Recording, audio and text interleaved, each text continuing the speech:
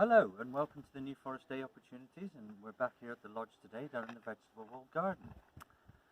First of all, I'd like to see a few updates. To your right, your left even, there's the tomatoes. You can see those are the ones we started around 4 or 5 weeks ago now, and they're forming tomatoes, so they're all looking very good. I hope yours are the same, so keep on the good work. The next thing I'd like to show you, this is especially for James.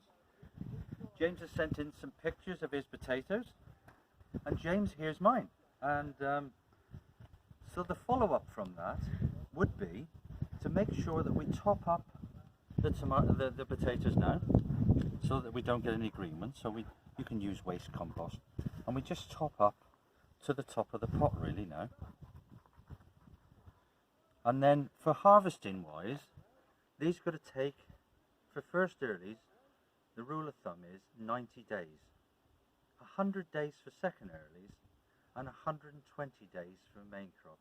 Now you may need to rewind the video, but it's 90, 100 and 120.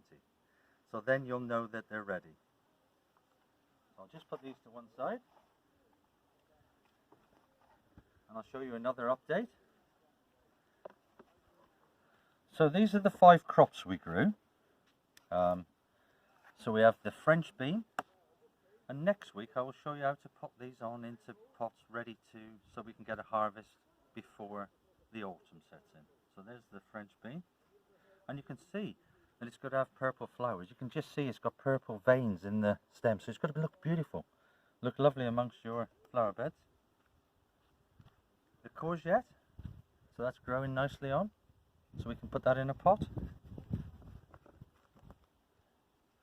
Our cucumber, we will need to put some support in for that, so a cane or something to climb up to.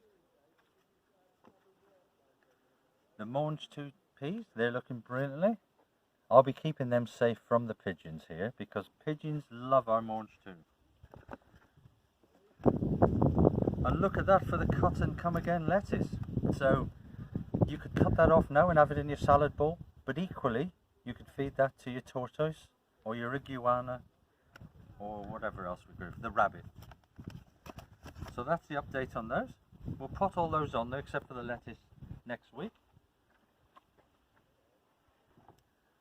I've got some lovely cut flowers here, and I'm afraid to all people that are not Saints fans, it's red and white for Saints, but if I had blue and white, I'd do it for you guys as well. But it's red and white today, looking beautiful, all the lovely dahlias, and that's one of the jobs to be doing during this week really, is going out, cutting your flowers and deadheading your roses. If you don't deadhead your plants, they won't come again, they'll just form into seeds. So deadhead all your marigolds, your dahlias, especially your roses. So anyway, with no further ado, we're going to go on to today's session. And again, it's just got to be just for fun, but I'm going to show you how to propagate some climbers. And the 2 climbers I got in mind are the honeysuckle and a wisteria. So first of all, we'll show you the honeysuckle. So in the bucket down below, I've got some prep work that I've already done. So I've taken these cuttings about an hour ago, and you can see that they're suffering a little bit in the sunshine, but we'll get them into some compost and get them away. So it's the same sort of principle. We're looking for a leaf node, and we're going to cut just below the leaf node. You can use a pruning knife if you've got one. If not, use a nice sharp snips. So I take the bottom 2 leaves off, and then I cut above the second 1, 2 sets of leaves. And then I'm going to take out these flower buds. And this is to stop transpiration. So in this weather, what we want is to all the energy to go to the roots, to grow roots, not to produce leaves.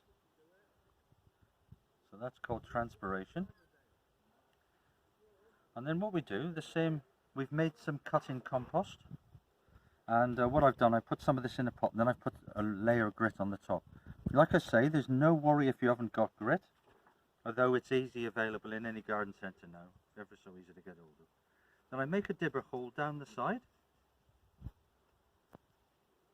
and then I place the cutting in to the compost right up to the first set of leaves. So up to the first set of leaves and then firm in. Okay, I'll show you one more.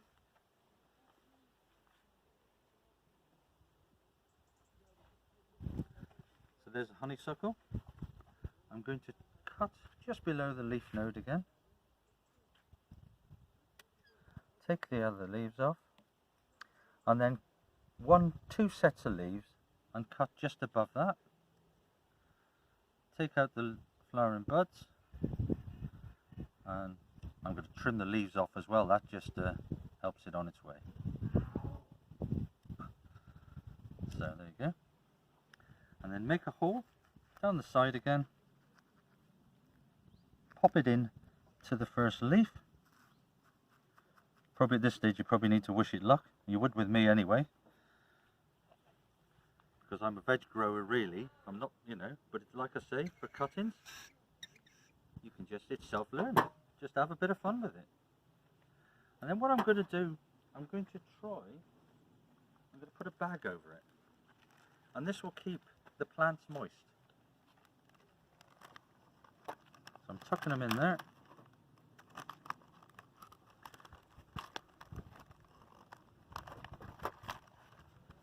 Just keeping them nicely in. Put a bit of grit to hold it down, like so. And then I'm going to pop that into the greenhouse propagator. So there is our honeysuckle. Our next up is going to be the wisteria.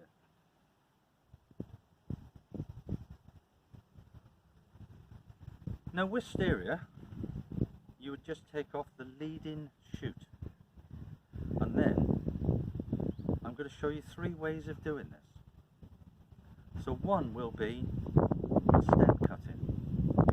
So I'm choosing between the leaf section. So there's the stem, there's a leaf area, and what I'm doing is cutting 1 inch from the leaf, like so, and then 1 inch the other way, like so. And then I'm going to just keep 2 sets of leaves on and snip that off. And what I'm going to do carefully, either with the snips or a knife, is just remove some of the bark off the bottom. So that's just going to encourage root growth. So as simple as that. Then I'm going to place it into the compost,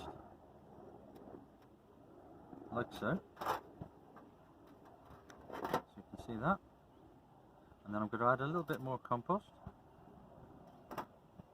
And then I'm going to top up with grit.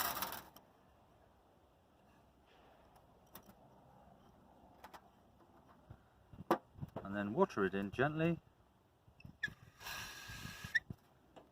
And then equally, I'm going to place that into a propagator or onto a warm windowsill. Keep it out of direct sunlight where you can. So that's that way. Our second way is again, choose an area between the leaves and cut it off, just above this time, just above there. And then put that down to 2 leaves again, 2 sets of leaves, 1, 2, and off. And then what I'm going to do here is cut off just below the leaf node and cut the leaf off.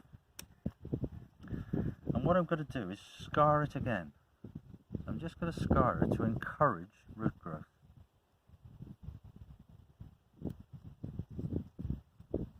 And you know, like I say, I mean, it's just fun having a go at doing this. You know, you've got to enhance your horticultural skills, and if it works, I mean, you've got to be so excited about you've just grown your own wisteria. How magical is that going to be? So what I do with this one this time is we're going to plant it in the middle of the pot, like so. And then we're going to pop that in just enough from the growth. So it's just planted on its end really. So hopefully that will take. But you know, do 3 or 4, 5 or 6. If you get one successful one, it's going to save you a lot of money in the long run. And the final one for a wisteria is, we're going to cut off the stem again. So I'm going to cut this off just below the leaf node. In fact, I'm going to use a different one because that one's broken, so I'm not going to use that. Let me trusty bucket, find another one. So I'm going to cut off there just below the leaf node. Then I'm going to take that lower leaf off, and just above that I'm going to take that off, reduce it down to 2 sets of leaves, and this is the easiest cutting you can do really. So I'm going to scar that again around that area, and simply this time I'm going to place it into water. So we've done that with the with a couple of things that we've done already, buddleia and stuff, and we're just going to leave that soak in water like that, and when it grows roots we're going to take it out and pot it on. So that's the third way. The other plant I was going to show you, which I haven't got, is a wisteria. Is a clematis. Now, unbelievably, in the whole of the lodge grounds we have not got one clematis. And I had one at home and I was going to bring it in. And what you do for a clematis is called an internode cutting. I'll show you on a wisteria, but you've got to pretend this is a clematis. So if that was a clematis plant, to do an internode cutting, you would cut just above the bud, and then what you would do, you would go down halfway, and that's an internode, and it would be like that. So when you do your wisteria cuttings, if you've got some at home, then what you would need to do is just plant that like you did the wisteria. It's time for lunch now. Lovely, thank you.